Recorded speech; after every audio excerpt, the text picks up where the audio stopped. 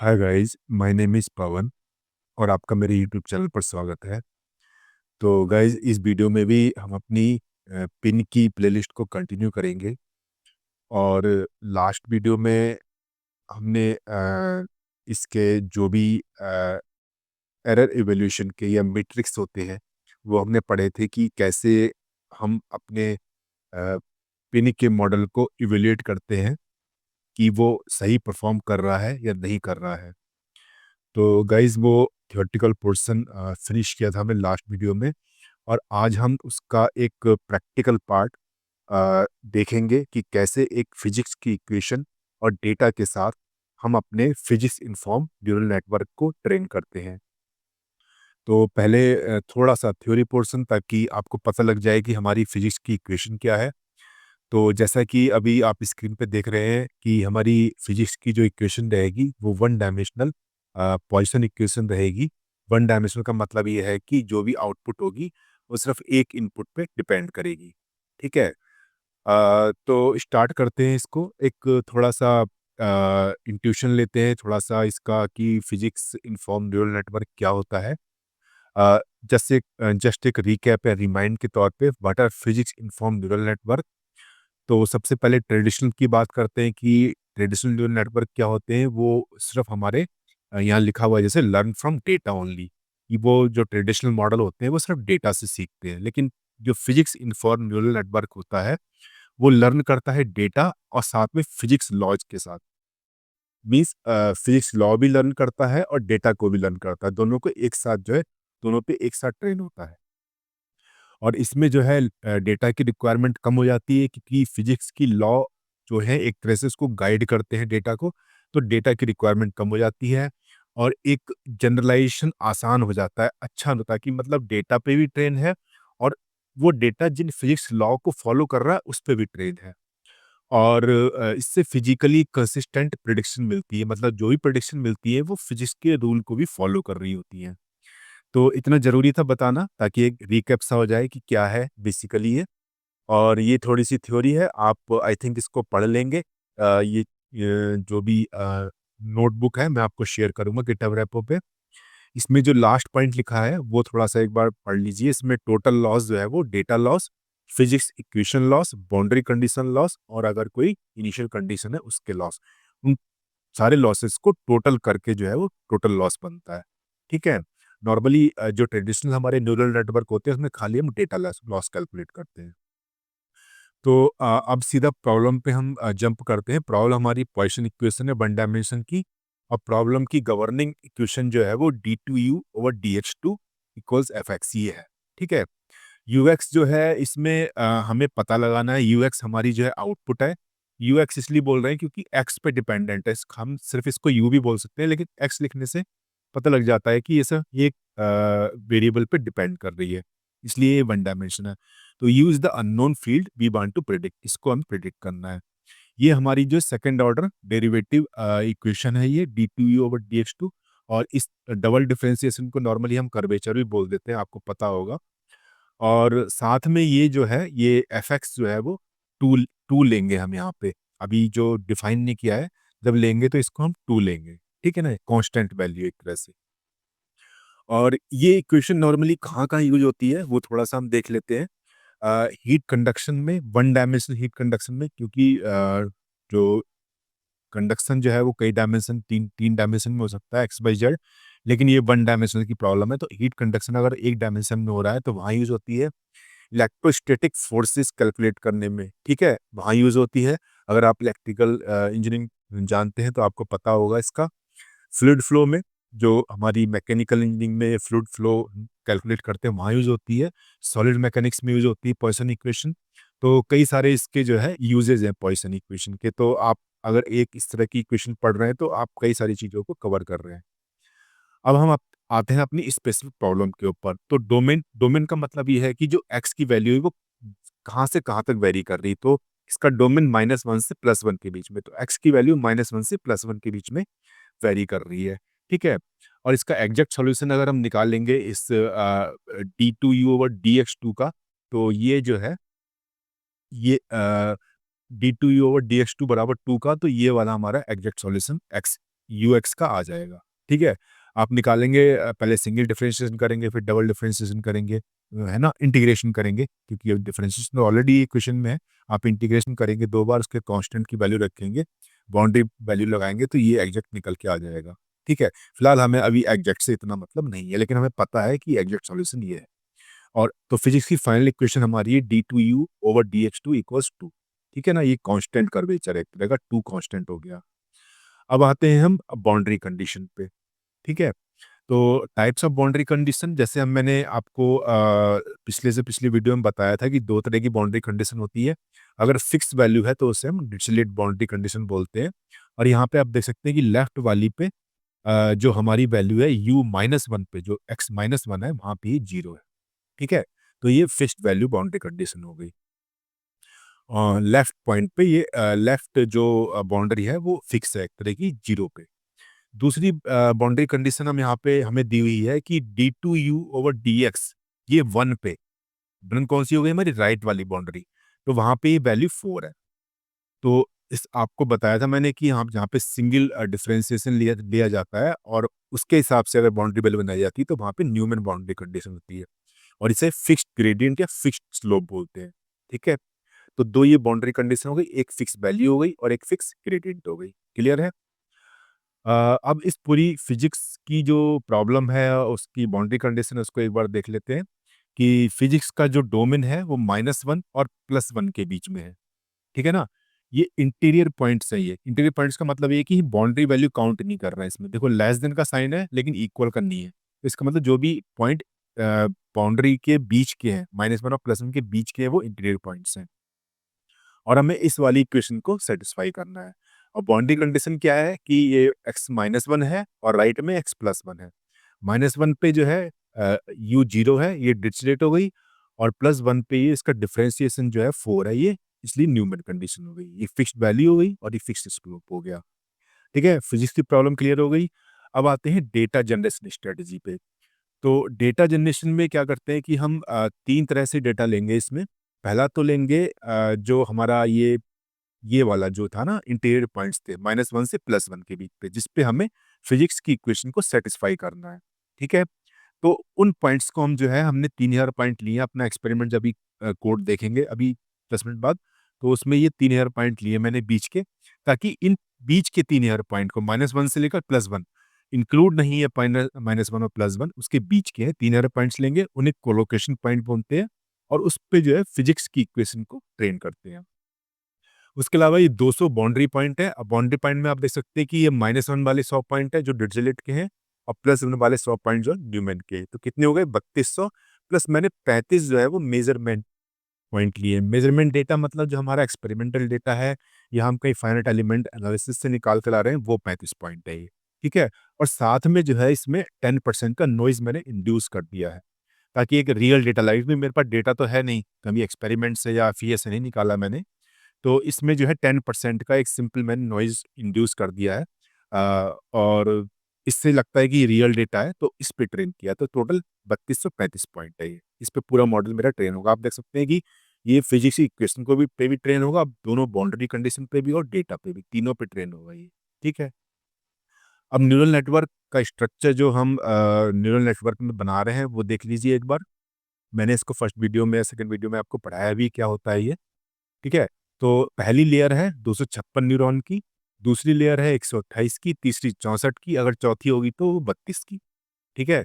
इस तरह थोड़ा-सा कन्वर्जिंग शेप लेते हैं, ताकि मॉडल को ट्रेन होने में ईज़ी रहे। ये थोड़ा-सा ट्रेडिशन है इसका। और लास्ट में जो हमें आउटपुट यू मिल जाती है, इनपुट यू और आउटपुट एक्स, राइट? और ये सिंपल जो है एक फिजिकली इसको शो किया गया है डायग्राम को, और इसमें एक आप देखेंगे कि यहाँ पे वेट इनिशियलाइजेशन ग्लोरोट यूनिफॉर्म लिखा हुआ है। तो जब मैंने आपको पहले भी या दूसरे वीडियो में न्यूरल नेटवर्क पढ़ाया था, या आप जानते होंगे, तो उसमें ये होता है कि जितने भी डब्ल्यू या बी होते हैं इसमें नेटवर्क में, उनको एक इनिशियल वैल्यू हमें देनी पड़ती है, और वो एक ऐसी इनिशियल वैल्यू देते हैं जिससे मेरा मॉडल जो है जल्दी से कन्वर्ज हो जाए। कन्वर्ज होने का मतलब ये है कि ऐसी आउटपुट दे जो एक्चुअल के करीब है, जिसमें लॉस बहुत कम है। तो उसे कन्वर्जेंस बोलते हैं। जितनी जल्दी हो जाएगा उतना अच्छा है, टाइम कम लगेगा हमारा। तो उसके लिए हम एक कुछ बहुत सारे इस तरह के वेट इनिशियलाइजेशन करने की टेक्निक्स हैं, उनमें से ग्लोरोट यूनिफॉर्म एक टेक्निक है कि जो इनिशियली हम कुछ वेट अलॉट करते हैं, उससे जो है हमारा कन्वर्जेंस जो है बहुत फास्ट होता है आउटपुट पे, विदाउट लॉस या मिनिमम लॉस। तो ये हो गया। उसके बाद ये जब आउटपुट में जब एक न्यूरॉन या वाई निकल के यू निकल के आएगा मेरा, उस पे फिर मैं जो ऑटोमेटिक डिफरेंशिएशन अप्लाई करूँगा और उससे फिजिक्स लॉस कैलकुलेट हो जाएगा। ठीक है? इसको देखेंगे आगे, अभी पढ़ते हैं इसको। अब आता है लॉस फंक्शन। लॉस फंक्शन मैंने बताया था कि 4 तरह के ये लॉस मिला देते हैं इसमें।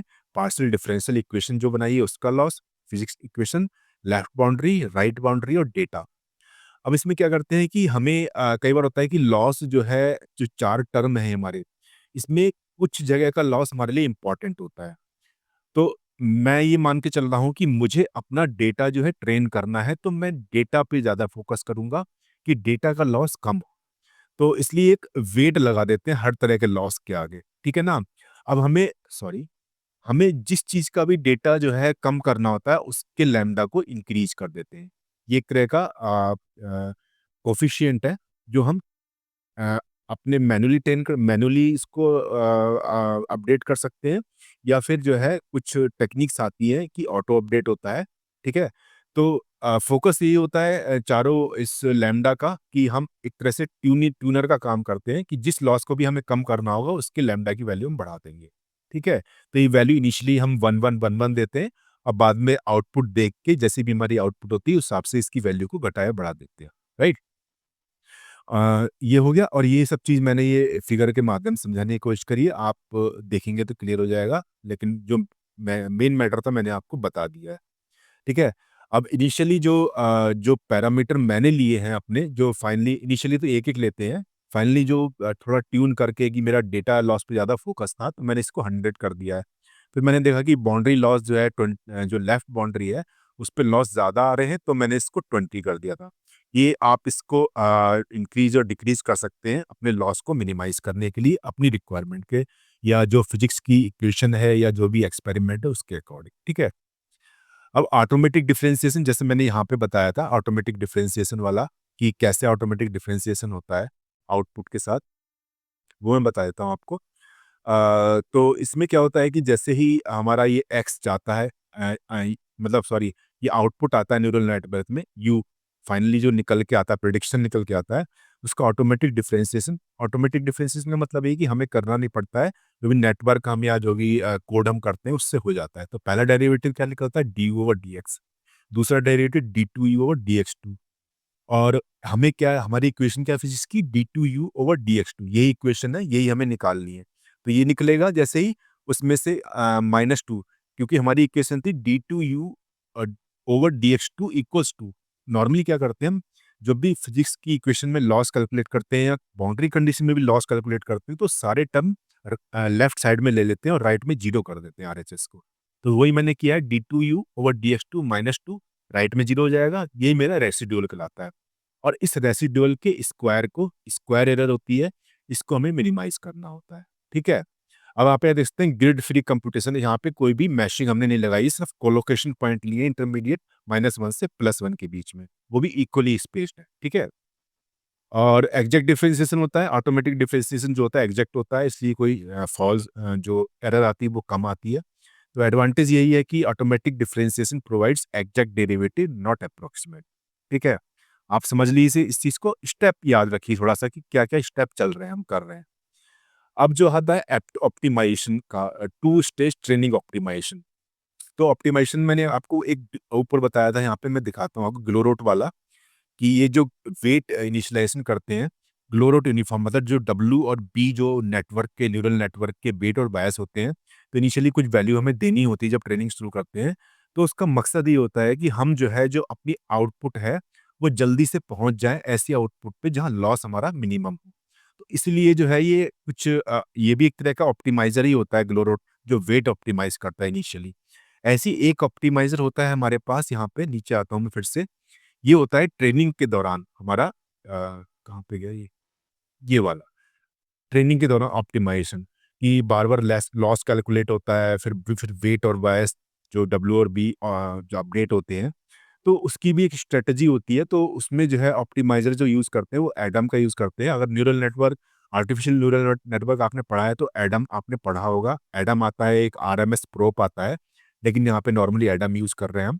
तो एडम यूज़ करते हैं ताकि लॉस जो है जल्दी से जल्दी मिनिमाइज़ हो जाए। तो इनिशियली जो है लर्निंग रेट यहाँ पे आपको अभी समझ नहीं आएगा, जो जानते नहीं है इस चीज़ को, लेकिन जो जानते हैं उनको पता है। बाकी जो नहीं जानते उनको बता रहा हूँ कि लर्निंग रेट मतलब एक सिखाना पड़ता है कि भई जो है लॉस जो है धीरे-धीरे एकदम से ऐसा नहीं कि कूद-फांद के मिनिमाइज़ हो जाए। धीरे-धीरे ग्रेजुअली मिनिमाइज़ हो, क्योंकि बहुत ज़्यादा हाई ले लेंगे वैल्यू तो फिर ऑप्टिमाइज़ेशन एक जो मिनिमम लॉस वाली कंडीशन जल्दी नहीं आती। तो इसमें एक एक इनिशियली इस तरह की कोई वैल्यू लेके चलते हैं, और साथ में एक इनवर्स टाइम डिके इसके एडम के अंदर ही एक जो है पैरामीटर होता है वो लगा देते हैं कि जैसे-जैसे ट्रेनिंग या इटरेशन आगे बढ़ती है वैसे-वैसे ही थोड़ा-थोड़ा कम हो जाता है ताकि स्मूथ ट्रेनिंग हो। लिखा है ना कि goods for escaping local minima. ये लोकल मिनिमा भी आपने पढ़ी होगी जिन्होंने neural network, artificial neural network अच्छे से पढ़ा है। तो इटरेशन के स्टेप हम डिसाइड करते हैं, क्योंकि एक बार में लॉस मिनिमम नहीं होता, बार-बार हमें उसको कैलकुलेट करना पड़ता है। आगे बढ़ते हैं, फिर पीछे आते हैं, फिर आगे बढ़ते हैं कि प्रेडिक्शन लिया, फिर एक्चुअल से देखा कितना लॉस है, फिर पीछे गए वेट और डब्ल्यू और बी को अपडेट किया, फिर देखा हमने, तो ये इटरेशन कहलाती है। तो ये हज़ारों में चलती है संख्या में, तो इस तरह से हम इसको एडम ऑप्टिमाइज़र के थ्रू ऑप्टिमाइज़ करते हैं।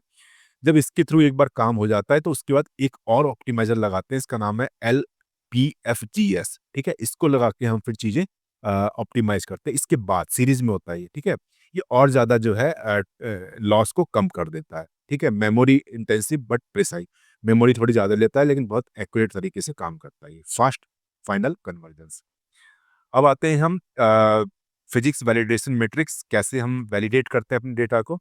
तो मैंने आपको ये बताया था कि जैसे ही जो भी प्रेडिक्शन का जो ऑटो डेरिवेटिव निकालते हैं, ठीक है? ऑटो डिफरेंशिएशन, और उसमें से 2 ये रेसिडुअल निकलता है फिजिक्स लॉस का, और इसका जो हमारी ये होती है कि जो लॉस आया है हमारा ये फिजिक्स डिफरेंशियल इक्वेशन का, पार्शियल डिफरेंशियल इक्वेशन का, ये 0 होना चाहिए। ऐसी बाउंड्री कंडीशन में भी सारे टर्म एक तरफ कर दिए। हालाँकि इसमें एक ही था तो इसमें 0 आ गया यहाँ पे, तो ये 0 कर दिया। ऐसी राइट वाली में जो न्यूमैन वाली ली थी उसमें ये वाला हमारा 4 था, तो 4 को उधर लेके हमने इसको भी 0 कर दिया, आरएचएस को, और ये भी 0 होना चाहिए। बाकी जो डेटा है, डेटा के लिए हमारी 3 मैट्रिक्स मैंने आपको बताई थी, ये मैट्रिक्स कैलकुलेट करने की होती है। अब इसी चीज़ को मैंने जो है यहाँ पे एक विजुअल के थ्रू दिखाया हुआ है, और इसमें ये आप देख सकते हैं कि फिजिक्स लॉस जो है 0.1 से कम होना चाहिए, बाउंड्री लॉस जो है 0.01 से, और एल2 एरर मैंने आपको 10% तक बताई थी, यहाँ पे 5 दी हुई है, 5 हो तो बहुत अच्छी बात है। तो ये जो फिजिक्स पार्शियल डिफरेंशियल इक्वेशन का लॉस है और ये बाउंड्री वाला, ये फिजिक्स के को लेके कंसिस्टेंसी चेक करता है कि मॉडल फिजिक्स को लेके कितना कंसिस्टेंट है या कितना फिजिक्स के लॉ को ओबे कर रहा है, और ये एक्यूरेट प्रिडिक्शन हमारे डेटा पे दे रहा है, उसके लिए है ये, ठीक है? अब लॉस वेट इम्पैक्ट एनालिसिस, अब इसमें खास कुछ नहीं है कि मेनली जो हमने लैम्डा पढ़े थे ऊपर, जो लॉस आया था ना, टोटल लॉस में 4 लैम्डा हमने डिफाइन किए थे, तो उसको ट्यूनिंग कैसे करते हैं? अगर वो ज़्यादा है तो क्या कंडीशन है, कम है तो क्या कंडीशन है? तो इसमें नॉर्मली स्टार्टिंग पॉइंट जो है 1 ही होता है, और उसके बाद अलग-अलग तरीके से हम इसको बढ़ाते-घटाते हैं ताकि हमारा जो है लॉस कम हो जाए। अल्टीमेटली हमारा L2 एरर जो पढ़ाई थी मैंने, L2 एरर और रिलेटिव एरर, ये हमारी कम आनी चाहिए। फिजिक्स लॉस भी देखते हैं, बहुत सारी चीज़ें देखते हैं इसके अंदर। मैं आपको अभी थोड़ा-सा 2 मिनट बाद कोड पे जब चिल्लाऊँगा तो आपको क्लियर हो जाएगी। और ये सब चीज़ें मैंने कोड में लिखी हुई है, वो कोड में बहुत ज़्यादा मैं आपको नहीं बताऊँगा, लेकिन थोड़ा-सा दिखाई दे जाएगा कि इस तरह से कोड दिया हुआ है, ठीक है? तो हमें लैम्ब्डा को ट्यून करना पड़ता है ताकि एरर हमारी कम हो जाए। और इसमें लिखा हुआ देखो कि स्टार्ट जो है, थंब रूल क्या है इसका, लैम्ब्डा को ट्यून करने के 1 से स्टार्ट की, सारे 1 रखिए। फिर lambda increase lambda for component that are not converging, जो मतलब जिसका लॉस हमारा कम नहीं हो रहा है, तो उसका लैम्ब्डा बढ़ाते जाइए आप। ठीक है, आप इसको पढ़ लीजिए, और ऐसी कोई इसमें ज़्यादा एक्सप्लेन करने वाली बात नहीं है। और ये सॉल्यूशन फॉर विजुअलाइजेशन स्ट्रेटजी है, क्योंकि विजुअल के थ्रू हमें चीज़ें ज़्यादा अच्छे समझ में आती हैं, तो वो है ये। इसमें आपको विजुअल जब दिखाऊँगा तो क्लियर हो जाएगा ये। और वही प्लॉट्स वगैरह का इसने ज़िक्र किया हुआ है कि क्या-क्या प्लॉट्स हमने बनाए हुए हैं, और अंत में एक एंड टू एंड एक फाइनल फ्लो किस तरह से बनेगा, वो फाइनली मैं आपको बता देता हूँ कि डिफाइन फिजिक्स प्रॉब्लम हमने डिफाइन कर दी थी, प्रॉब्लम बाउंड्री कंडीशन हमने बता दी थी। उसके बाद जो हमने डेटा तैयार किया था, उसके बाद हमने न्यूरल नेटवर्क के न्यूरॉनल लेयर बनाए थे। उसके बाद हमने लॉस सेट किए थे कि कौन कौन से लॉस होंगे। उसके बाद हमने ये ट्रेनिंग के लिए एडम और ये वाले 2 ऑप्टिमाइज़र लगाए थे। उसके बाद हमने ये यहाँ पे फिज़िक्स वैलिडेट की थी और फिज़िक्स के अलावा और भी चीज़ें होती हैं, डेटा वाला भी है पार्ट, वो भी वैलिडेट होता है। और इसके बाद हम चेक करते हैं कन्वर्ज हुआ नहीं हुआ, कन्वर्ज हुआ तो हम रिज़ल्ट एवेल्यूएट करते हैं, नहीं हुआ तो ये हम वेट और बायस को फिर से एडजस्ट करते हैं ऊपर जाके। तो ये पूरा है ये। और अगर मॉडल पूरी तरह हमारी इवैल्यूएशन सही आई है तो उसको रिपोर्ट बनाते हैं, विजुलाइज़ करते हैं और डिप्लॉय कर देते हैं। कुछ कॉमन पिटफॉल्स और सॉल्यूशंस हैं कि अगर कुछ परेशानी आ रही है, प्रॉब्लम आ रही है तो उसको हम कैसे सॉल्व करेंगे? जैसे ट्रेनिंग कन्वर्ज डाइवर्जेंस अगर हमारा लॉस बढ़ता जा रहा है तो कैसे कंट्रोल करेंगे? फिज़िक्स क को कंप्लाई नहीं कर रहा है, ओबे नहीं कर रहा है फॉर्मूले को तो कैसे करेंगे? उसके अलावा बाउंड्रीज़ से वॉल्यूशन हो रहा है या फिर जो है ओवरफिटिंग ड्यू टू नॉइज़, मतलब अगर डेटा पे ट्रेन नहीं हो पा रहा है तो कैसे-कैसे करेंगे? वो चीज़ें आप पढ़ लीजिए। मैं आपको बताऊँगा अभी कोड में जाके। और बेस्ट प्रैक्टिस क्या होती है कि न्यूरल नेटवर्क की 2-3 हिटर ले लीजिए और 50 से 100 न्यूरॉन लीजिए, लेकिन मैं आपको यहाँ पे हार्ड बाउंड नहीं करूँगा। आप इनिशियल कंडीशन के लिए ठीक है, बाकी आप जैसा मर्ज़ी करिए, आपका टारगेट ये लॉस कम होना चाहिए। उसके बाद इंडिविजुअल लॉसेस मॉनिटर कीजिए और एक एडेप्टिव वेट स्ट्रेटजी आती है, अभी नहीं, नेक्स्ट वीडियो का टॉपिक है। कई बार होता है कि हम जो है ऑटो वेट एडजस्ट करते हैं, कि हम नहीं करते हैं, वो लैम्ब्डा हम नहीं एडजस्ट करते हैं, वो ट्रेनिंग के दौरान ही लॉस देख-देख के अपने आप एडजस्ट होता है। तो वो अभी का टॉपिक नहीं है। तो ये सब है। उसके बाद इसके एप्लीकेशन है, वो मैंने आपको बता ही दिए थे ऊपर कि ये हीट ट्रांसफर में यूज़ होता है, स्ट्रेस एनालिसिस में, फ्लूइड फ्लो में, मेटल प्रॉपर्टी में, ठीक है? और वेटेज क्या है कि इसके मास वगैरह नहीं क्रिएट करनी पड़ती, हमें सीधे कोलोकेशन पॉइंट दिए थे और कुछ नहीं किया था, ठीक है? और जो भी रियल वर्ल्ड का नॉइज़ी एक्सपेरिमेंटल या एफईए का डेटा आ रहा है, उसको भी इनकॉर्पोरेट करता है। तो ये सब चीज़ें हैं। आई थिंक ये थ्योरी आपको समझ आ गई होगी। अब मैं सीधा आपको कोड पार्ट पे ले चलता हूँ इसके, ठीक है? तो ये कोड पार्ट है। इसके लिए मैंने जो लास्ट वीडियोज़ में आपके साथ जो ये वाली फाइल शेयर की थी डीप एक्सडी का थोड़ा-सा इंट्यूशन देने के लिए, उसी में मैंने एक नई फाइल बनाई है और उस नई फाइल का नाम जो है कुछ भी रख लीजिए, लेकिन साथ में डॉट लगा के यहाँ पे आप देख सकते हैं कि IPYNV लिखा हुआ है। ये इसका पूरी फुल फॉर्म होती है। आई का मतलब इंटरैक्टिव और पी वाई का मतलब पाइथन और एनबी का मतलब नोट। Interactive Python note. इसमें क्या होता है, जैसे ही आप इस तरह का एक्सटेंशन लिखते हैं यहाँ पे, ठीक है, मैं आपको एक एक बार लिख के दिखा देता हूँ यहाँ पे, टेस्ट डॉट IPYNB, ठीक है, मैंने इतना लिखा और जैसे मैंने अलग कहीं लगा क्लिक किया तो ये मेरी फाइल क्रिएट हो गई। अब इसमें क्या है कि आपको कई सारी सेल्स मिलती हैं। आप उन सेल के अंदर जैसे यहाँ पे कोड करेंगे, यहाँ पे लिखा है, ये सेल क्रिएट हो गई। इस सेल को जैसे ही आप यहाँ से रन करेंगे एक बार में तो उसका आउटपुट आएगा। फिर दूसरी सेल क्रिएट कीजिए। यहाँ पे लिखेंगे उसका आउटपुट आएगा और सेल एक-दूसरे से कनेक्टेड रहती है। आप समझ गए? तो इसी में हम काम करेंगे ताकि हमको पूरा कोड चेक करने में ईज़ी हो जाए। तो मैं चाहता हूँ जहाँ पे मैंने इसका कोड लिखा हुआ है ऑलरेडी, वो मैं आपको एक्सप्लेन कर देता हूँ। नॉर्मली हमने पहले जो जो सेल क्रिएट की थी, उसमें मैंने ये फिज़िक्स की प्रॉब्लम को डिफाइन किया था और क्या-क्या लाइब्रेरी इसमें इम्पोर्ट करनी पड़ती वो है। प्रॉब्लम आपको दिख रही है, ये मैंने आपको एक्चुअली बताई थी अभी। और जो लाइब्रेरीज़ हैं वो डीपएक्सटी, एचडीडी, टीडी मतलब सॉ इसका निकनेम है, आगे ये यूज़ करेंगे। नमपाई पाइथन की लाइब्रेरी है, मैटप्लॉटलिब भी है, विजुअलाइज़ेशन के लिए यूज़ होगी। ठीक है? और इसको अभी आप भूल जाइए, अगर फिर भी समझना चाहते हैं तो ये है कि हम जब कई बार रन करते हैं मॉडल को, तो अगर सेम रिज़ल्ट चाहिए हमें तो इस तरह से सीड हम लगा देते हैं उसमें।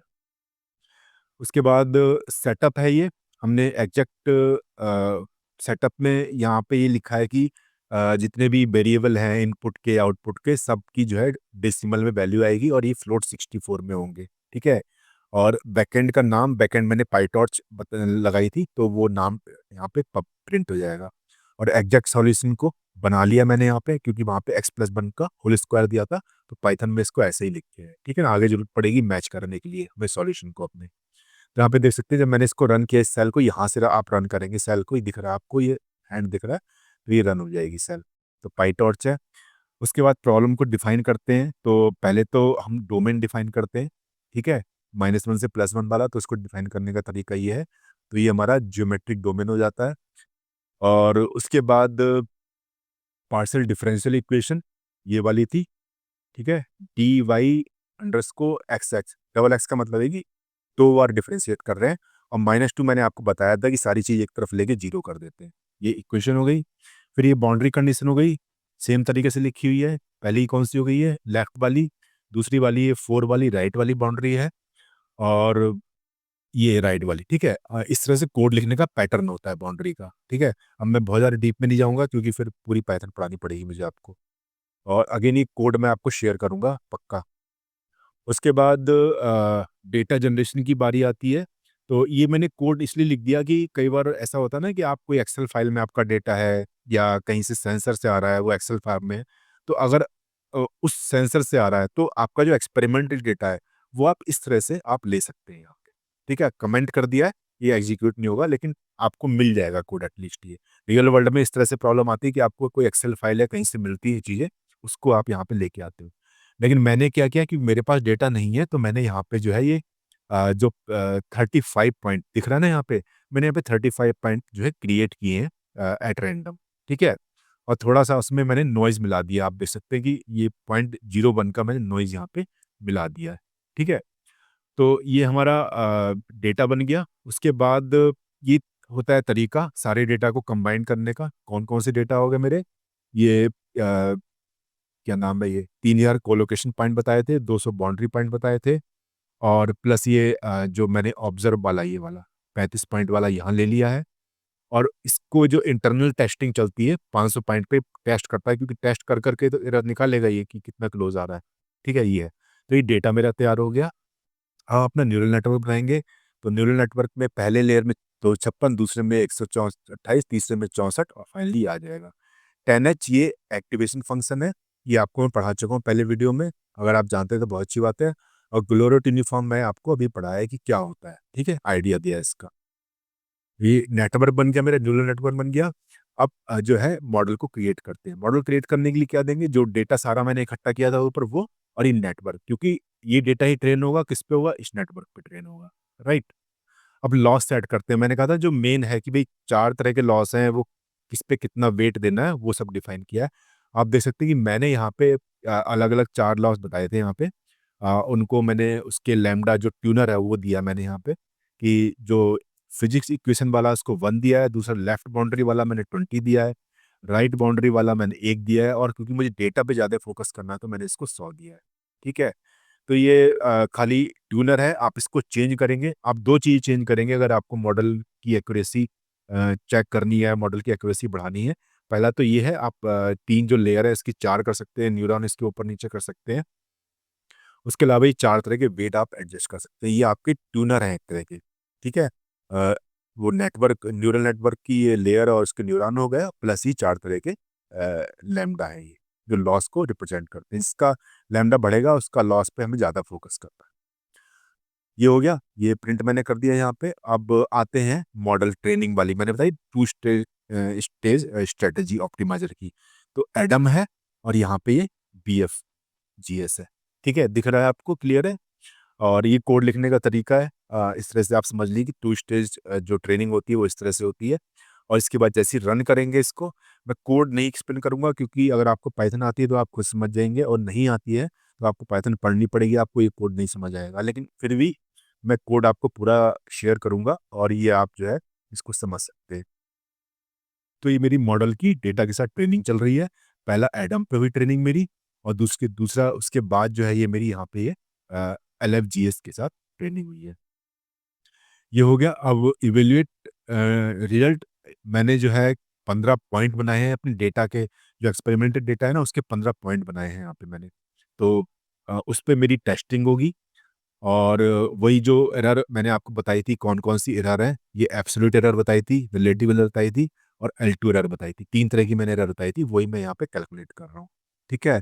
उसके बाद ये राइट बाउंड्री पे है ना, ये कौन-सी है ये? अ, सॉरी, यू ऐड -1, -1 कौन-सी है ये? लेफ्ट बाउंड्री, +1 कौन-सी है? Right boundary. ठीक है? और इस तरह से हम इसको निकाल लेंगे, और कौन-कौन सा है फिर इसके अलावा? ठीक है, डेटा हो गया। ओके। ठीक है, परफेक्ट।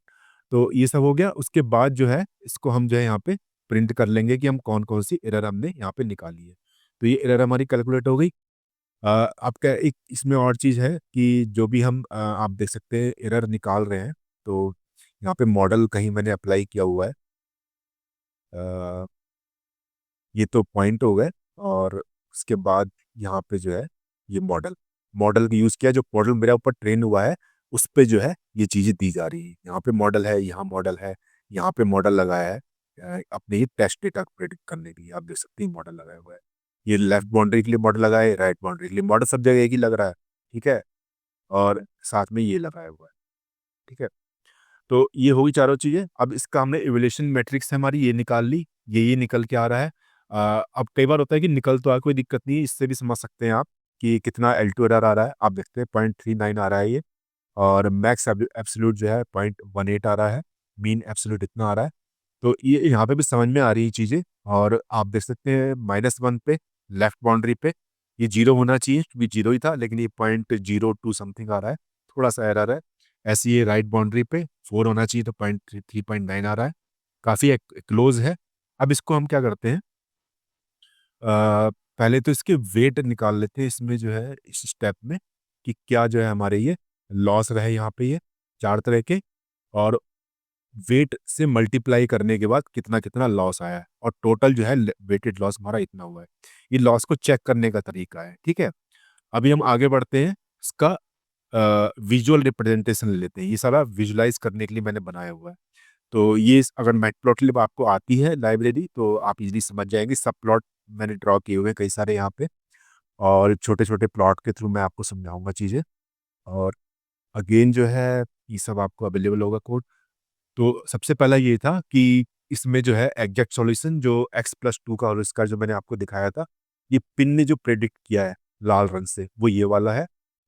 और दूसरा जो है मैंने जो टेस्ट डेटा दिया था, या FEA का जो ट्रेनिंग डेटा दिया था, टेस्ट का डेटा, एक्सपेरिमेंटल डेटा 15 पॉइंट देते, वो ये जो राउंड बॉल्स है इसके थ्रू दिख रहा है। तो आप देख सकते हैं कि ऑलमोस्ट सारी चीज़ें मैचिंग कर दी हैं, और ये डेटा को काफ़ी पकड़ने की कोशिश भी कर रही है फॉर्मूला। ठीक है ना ये?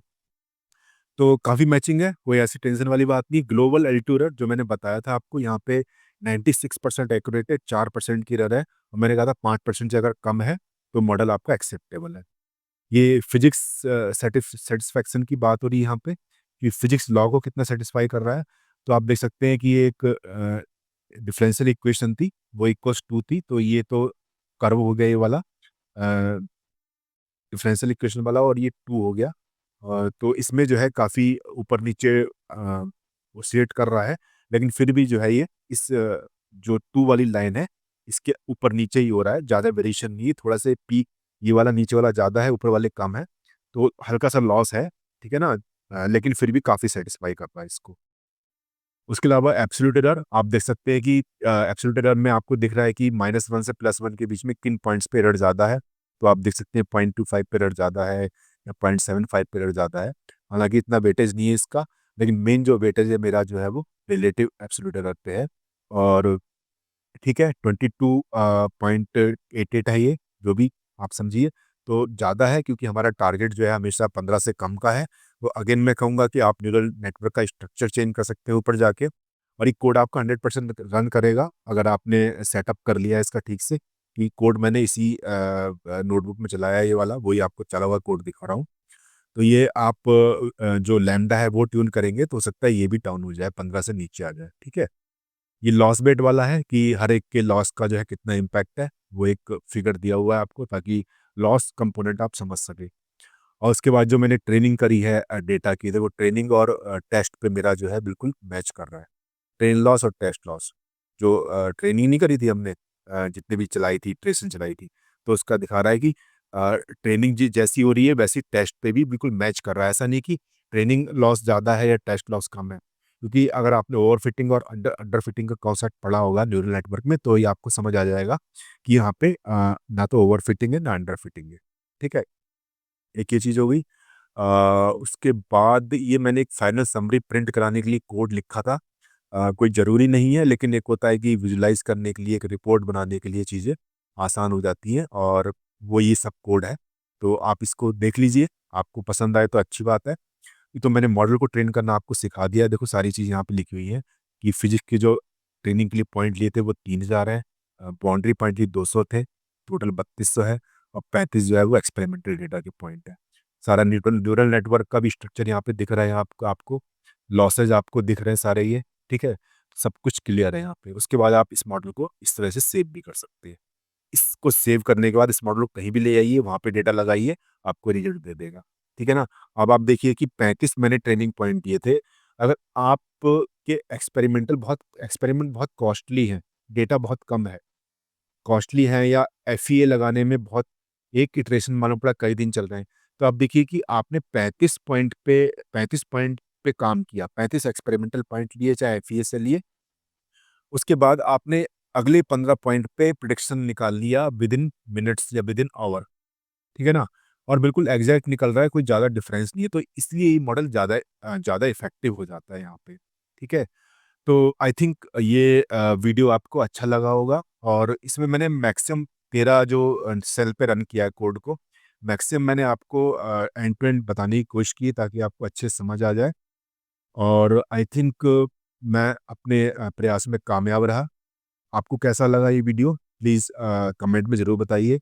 अगर मेरी मेहनत आपको अच्छी लगी हो तो लाइक करिए, शेयर करिए, चैनल को सब्सक्राइब करिए।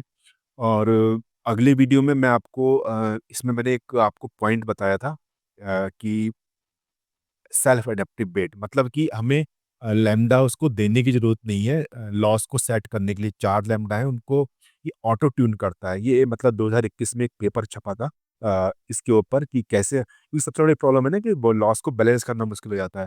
तो इसमें सेल्फ एडेप्टिव टेक्निक बनी है, तो उसको मैं आपको अगली वीडियो में बताऊँगा कि कैसे हमें लैम्ब्डा देने की ज़रूरत नहीं, एक-एक देंगे शुरू में, और वो अपने आप इसको बैलेंस करेगा, ठीक है? वो थ्योरी थोड़ी-सी है और कोड है पूरा, वो मैं आपको नेक्स्ट वीडियो में दिखाऊँगा। तो thanks for watching this video, और आप इस प्लेलिस्ट के साथ बने रहिए, चैनल को सब्सक्राइब कर लीजिए, एंड बाय बाय।